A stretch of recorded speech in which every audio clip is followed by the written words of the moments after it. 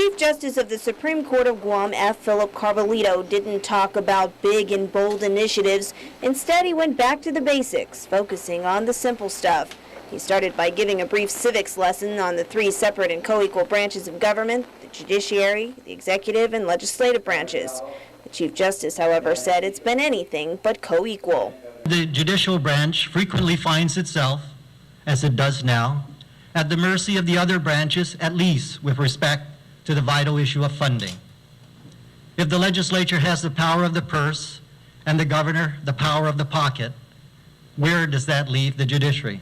Throughout his entire address, the Chief Justice talked about the lack of equality and how the judicial branch has been significantly underfunded, to the point where come July, if something drastic isn't done and fast, additional cuts will have to be made to a budget that's already bare bones. This puts us in the unenviable position of deciding whether we prioritize payment of our law enforcement third increment pay adjustment, or whether we resort to 32-hour work weeks for all our employees.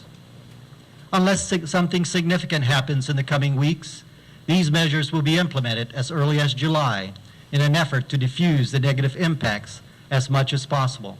While he noted that the judiciary is challenged, the Chief Justice prefaced that by saying it has been responsive, innovative in hard times, living within its means, and dealing with self-imposed austerity measures.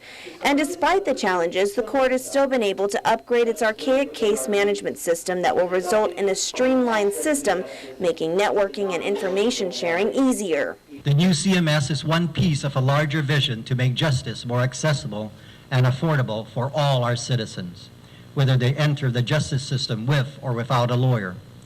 The mission remains the same: meaningful and timely access to court services.